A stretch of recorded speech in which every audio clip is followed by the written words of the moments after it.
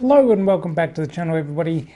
Today I want to talk about the Next Level Racing FGT cockpit and do I regret buying it?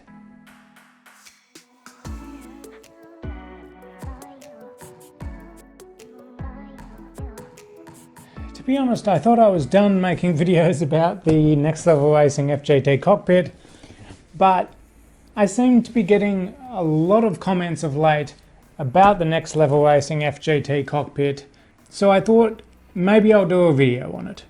So I've had this cockpit for probably a bit over 6 months now. I'm running the Fanatic CSL Elite steering wheel, the F1 official 2018 I think it is, the CSL Elite pedals with the load cells on the Next Level Racing FGT cockpit, and I've been pretty happy with it. I get a lot of people down in the comments saying they've bought it and maybe they're not happy with it in certain areas, and that's fine. Everybody's different. Not all bums like the same seat. Speaking of seats, that's one of the common questions about this rig. Do you like the seat? Is it comfortable? Does it have flex? Etc. So let me focus on that one. So this is the Next Level Racing FGT seat. It does look quite plain. It's reasonably thin, made from this what looks to be vinyl, but it's not a really sticky vinyl, which is good. Comes with this, which helps make it a lot more comfortable. For me though, there is still quite a lot of padding here.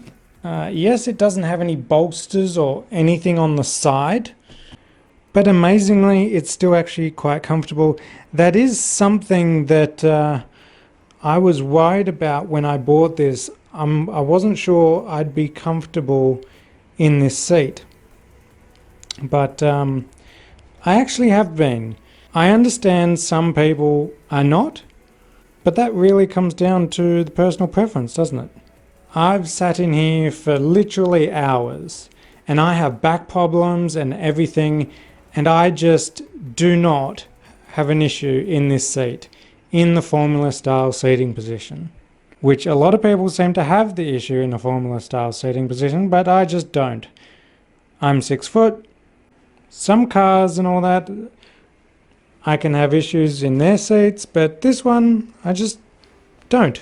There are some people that have taken this off and replaced it with a car seat. I mean, you can do that if you wanted to, but me, I'm happy with this. I can only talk from my point of view, and I'm happy with it. The second point of discussion that always seems to be around the FGT rig is the pedal plate. And I think that's more so in the Formula style seating position, not so much in GT, and let me show you why. So here is the pedal plate. I quite often get a lot of questions, does this have flex? Now the only thing that mounts this pedal plate to the rig are these bolts here. So in the Formula style seating position, the more force you put on this end, the more it's going to flex. But in the GT style seating position, when these are all the way up here, you're not going to get much flex at all. But since in Formula style position they're down there, you do get a little bit. Let me sit you on this computer here, and while I leave you sitting on that computer there, I'm going to put my foot on the absolute worst part that will give it the most amount of flex. So I'm putting most of my weight down on it right now. I'm about 70 kilos, and it does flex a little bit.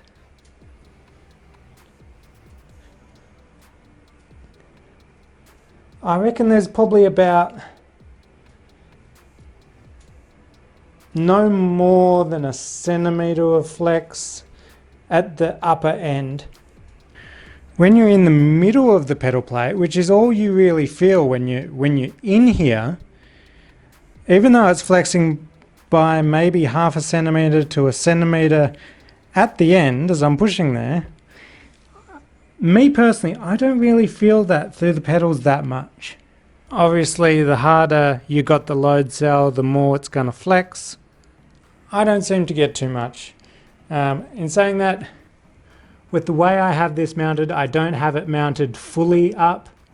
If this was mounted all the way down there, I will get more flex on here.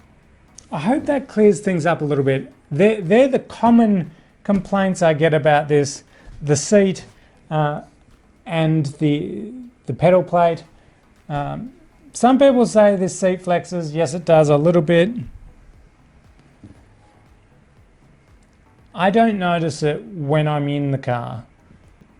Sorry, in the cockpit. In the cockpit, not in the car. The virtual car. Overall, I've been pretty happy with this in the time I've owned it. At this particular time, I haven't felt like I've necessarily made a bad decision.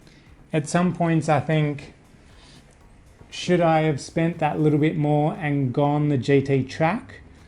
And simply, the only reason I thought about that is because with the GT track, you can upgrade to the motion, whereas they don't have the upgrade for motion on the FGT. That's the only reason I debate maybe I should have gone the GT track. But other than that, I've been pretty happy with it. If you go watch my other videos, you obviously see the issues I had with lining up screens and all that with the FGT monitor mount. If you decide to buy that, definitely go check that out. And I did a video how to fix that if, of course, you want to buy this with this monitor mount. It does have a few issues, but you can resolve them. The only other thing I would probably prefer is if this sort of gear mount was a little bit further back rather than kind of up here. I don't know. But yes, that concludes my video. Thanks for watching the video, everybody. Hit that like button if you liked it, subscribe for more videos, and I will see you in the next video.